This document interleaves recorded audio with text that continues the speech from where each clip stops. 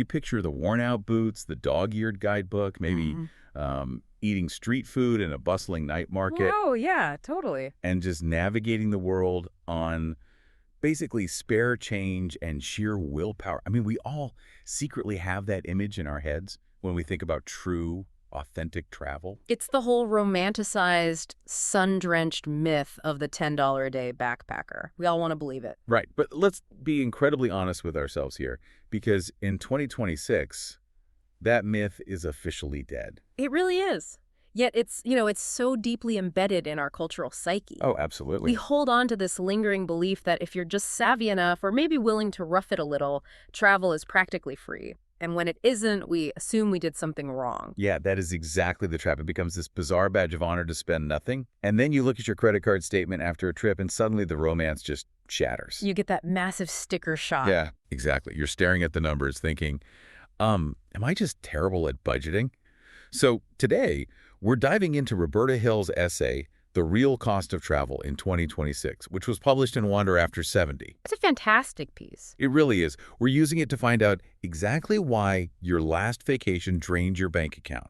We're putting that $10 a day myth out to pasture, finally, and unpacking the hidden math and the structural shifts behind the modern travel industry. Because the industry has changed so much. It has. So to the listener out there who just wants the unvarnished truth without the glossy fluff, welcome to the deep dive. Our mission today is to extract the reality of travel pricing right now. We're moving past the curated social media feeds to uncover what travel actually costs us financially, physically, and structurally. Which is a lot more than people admit. Oh, way more. Hill's essay does a phenomenal job of breaking down how the travel economy has fundamentally altered over the last few years and why the old rules of budgeting simply do not apply anymore. Okay, let's unpack this. Because to understand why we consistently feel like we're overspending, we have to start by dismantling the baseline we've been sold. Right, the baseline itself is the issue. Yeah, Hill argues that we constantly feel like we're failing at our travel budgets because the baseline is a curated illusion. She actually calls it the lie of travel writing. The lie sounds really intense, but she uses it to describe a very specific, quiet agreement in travel media to soften the real number. Like an unspoken rule. Exactly. I mean, the entire goal of travel content, whether it's a guidebook, a blog, or, a video, is to inspire you to go.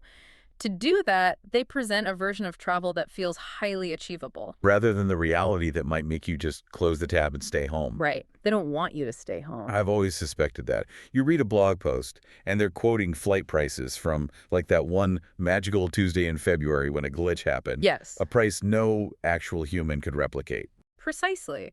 And it extends to everything. They show accommodations at the absolute lowest acceptable tier, completely ignoring the fact that after 3 nights on a mattress that feels like a sack of potatoes, most travelers will quietly pay a premium just to get a good night's sleep. Oh, I've been there. Right. But the most insidious part of this quiet agreement is the assumption of robotic discipline. Wait, robotic discipline? Yes.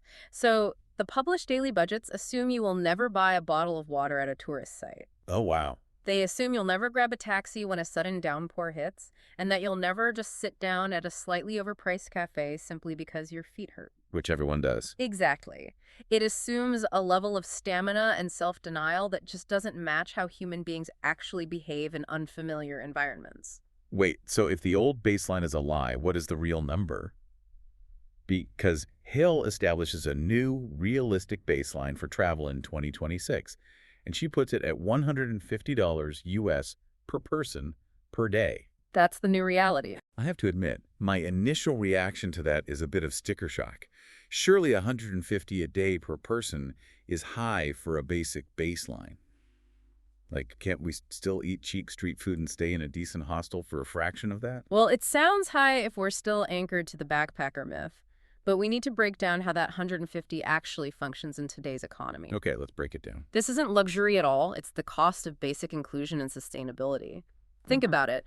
$70 to $80 covers maybe half of a modest, clean hotel room. Right. So you're left with $70. 3 basic meals that don't require you to, scour grocery store aisles for instant noodles will easily eat up $40 to $50. Yeah, eating out 3 times a day adds up so fast. Now you have $20 left. Yeah. That covers a subway pass, maybe 1 entry ticket to a museum, and a cup of coffee. The 150 vanishes before you've done anything remotely extravagant. Wow. When you break it down like that, the street food and hostel dream starts looking like a total relic of 2015. It really is. But what actually shifted in the industry to make that 150 the absolute floor?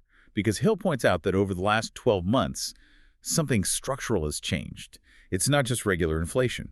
What's fascinating here is that the landscape of pricing itself has essentially become weaponized against the consumer. Weaponized. Yeah, it's a combination of two really powerful forces: dynamic, algorithmic pricing, and the aggressive unbundling of services. Oh, let's talk about the dynamic pricing first, because I noticed my flight costs changed 3 times in a single day recently. What is actually happening behind the scenes there? You are running headfirst into yield management algorithms. Mhm. Airlines and major hotel chains, they aren't just adjusting prices based on empty seats anymore. Right. They use these complex algorithms that factor in historical demand for that specific route on that specific Tuesday. Oh, wow. They look at competitor pricing, weather patterns, and crucially, your own behavioral data. Wait, so the system tracks how often I check the route. Exactly. It tracks you. It tests your price sensitivity. If business travelers typically book that route at the last minute, the algorithm holds the price artificially high, knowing someone will eventually expense it. That is insane. It transforms booking a flight from a planned strategy into a high-stakes casino game against a supercomputer. So it's not even a supply and demand curve anymore. It's literally a psychological pressure test. That is exactly what it is. And then there's the unbundling, which drives me absolutely crazy. It feels like a freemium video game. Oh, that's a good comparison. Where the initial download is totally free to get you playing, but the second you want to save your progress or change your character's outfit or walk slightly faster, you have to buy digital gems. Right, right. The airline ticket is basically just the free download now. That's a brilliant way to look at it.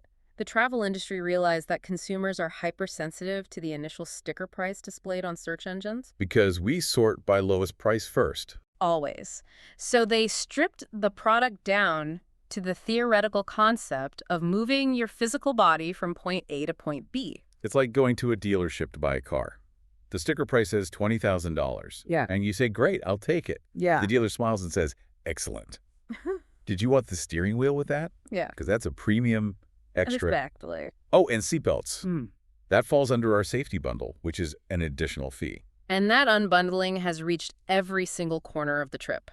Checked baggage is an obvious one, but now carry-ons are frequently excluded from base fare. Which is so frustrating. Seat selection is branded as an optional perk, but as Hill points out, it's only optional until you realize the alternative is being split up from your partner or stuck in a middle seat by the bathrooms for 12 hours. Oh, it's the worst. And if you need to reschedule. Oh, the flexibility that used to just be built into a standard ticket is now sold back to you as a premium add-on. And the drip pricing continues after you land. I mean, accommodation prices have the base rate, but then you get hit with cleaning fees, resort fees, local tourism taxes. It never ends. The number you see on the booking screen is fundamentally disconnected from the final receipt.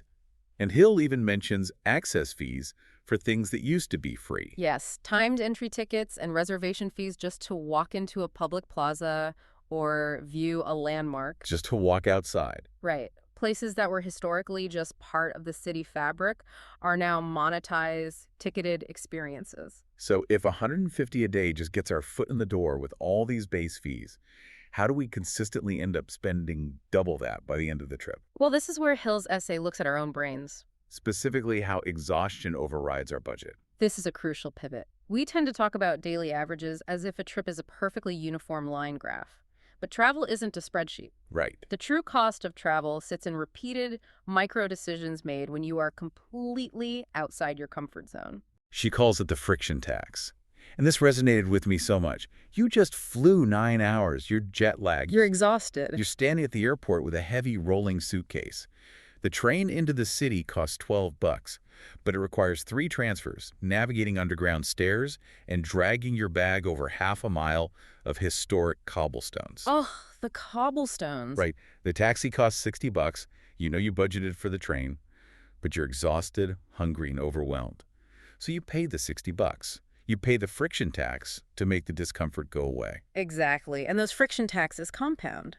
Do you stay out in the suburbs to save $50 a night, or do you pay a premium to stay in the city center so you don't have to commute an hour each way on your vacation? Yeah, time is money. Most of us, when faced with the physical reality of the trip, will just pay to remove the friction. Which makes me wonder about the people who do this permanently. Hill's essay brings up the reality of full-time nomad travel as a data point. What are the numbers for people who never go home? So, Hill looks at experienced, careful couples who travel full-time. And these aren't influencers trying to sell you a course. Right, actual real people. They are meticulous record keepers. Huh.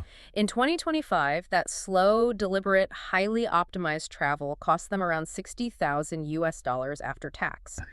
Projecting that into 2026, with modest inflation and these new unbundling models, it's approaching $70,000. Wait, okay, I need to push back on this a little bit because this feels counterintuitive. If full-time travel for a couple costs $70K a year, shouldn't part-time travel, where you have a home base and just take a few weeks of vacation, be significantly cheaper? You would think so. Or what if I just stay closer to home and travel domestically to avoid the currency exchange and flights?